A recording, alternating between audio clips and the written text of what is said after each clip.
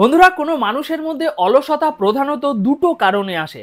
হয় সে অসুস্থ, আর নয়তো সে কম অনুপ্রাণিত। তুমিও কি অনেক কিছু করার কথা ভাবছো, কিন্তু তোমার লেজিনেস ও প্রোকাস্টিনেশন তোমার প্রতিটি প্ল্যানকে ডিস্ট্রয় করে দিচ্ছে? তাহলে তোমাকে অবশ্যই জানতে হবে এই 6টি জাপানিজ টেকনিকের ব্যাপারে।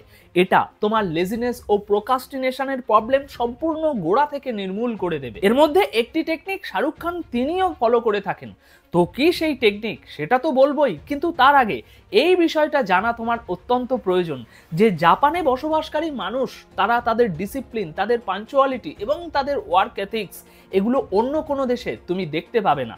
তাদের দেশ জাপান পৃথিবীতে এটাই একমাত্র দেশ যেখানে দুবার পরমাণু বিস্ফোরণ হয়েছে। এই দেশে প্রতি বছর প্রচুর পরিমাণ ভূমিকম্প ও সুনামি হতেই থাকে।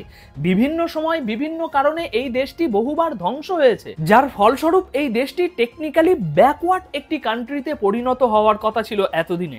কিন্তু তা সত্ত্বেও আশ্চর্যভাবে জাপান বারবার উঠে দাঁড়াচ্ছে ও উন্নতির দিকে এগিয়ে যাচ্ছে, এবং সেই সাথে জাপান আজ পৃথিবীর একটা সুপার পাওয়ার দেশও পরিণত হয়েছে।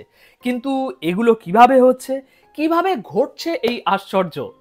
বন্ধুরা, এই সমস্ত কিছু হওয়ার পিছনে রহস্য লুকিয়ে আছে জাপানিজ কালচারের ভিতরে।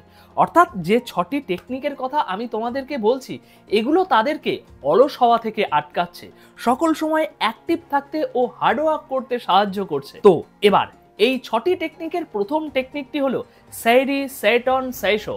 এত কঠিন নামটা মনে রাখতে হবে না, কিন্তু এর কাজটা কি সেটা ভালো করে শোনো। বন্ধুরা, একটা পরিষ্কার পরিচ্ছন্ন এনভায়রনমেন্ট তোমাকে প্রোডাক্টিভ থাকতে ফোর্স করে, কিন্তু এর পরিবর্তে একটা অপরিষ্কার অপরিচ্ছন্ন এনভায়রনমেন্ট সেটা তোমাকে আরো লেজি বানিয়ে দেয়। এই 3S টেকনিকটি জাপানের মানুষেরা তাদের ইন্ডাস্ট্রি থেকে হেলথ কেয়ার ও এডুকেশন সেক্টরেও ব্যবহার করে থাকে। বন্ধুরা, এটা একটি স্টেপ বাই স্টেপ মেথড তোমার ওয়ার্ক স্পেস ও এনভায়রনমেন্টকে প্রোডাক্টিভ করে তোলার জন্য। আর এটা সঠিকভাবে করতে তোমাকে এই 3টি এস ফলো করতে হবে, যার প্রথম এসটি হলো সেইরি।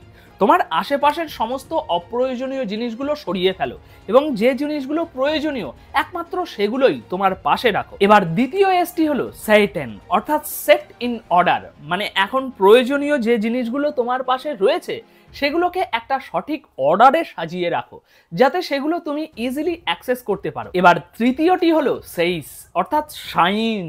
মানে অপ্রয়োজনীয় জিনিসগুলো সরিয়ে দিয়ে প্রয়োজনীয় জিনিসগুলো সঠিকভাবে সাজিয়ে রেখে সেই জায়গাটা ভালোভাবে পরিষ্কার পরিচ্ছন্ন করে ফেলো।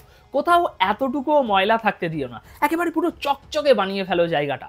বন্ধু, যখনই তুমি অলসভাবে এক জায়গায় পড়ে থাকবে, যখন তোমার কোনো প্রজেক্ট বা পড়াশোনা নিয়ে তুমি প্রোকাস্টিনেট করতে থাকবে, কিংবা যখন কোনো কাজ করার মন হবে না তোমার, তখন সেই সময় কেবল এই 3টি এস টেকনিক ব্যবহার করে দেখো, দেখবে তোমার সমস্ত অলসতা ম্যাজিকের মতো গায়েব হয়ে যাবে, এবং এই কাজটা করতে করতে অন্য কাজ করার জন্য তুমি মোটিভেট ফিল করতে শুরু করে দেবে। বন্ধুরা, একটা সহজ উদাহরণ, তোমার মন যখন অলসতা করবে, পড়াশোনা করতে যখন তোমার মন চাইবে না, অন্য কোনো কাজ করতেও যখন মন চাইবে না, তখন সোজা তোমার টেবিলে যাও বা তোমার কাজের জায়গাতে যাও, আর যে 3টি এস এর কথা এত সময় বললাম সেগুলো করতে শুরু করে দাও।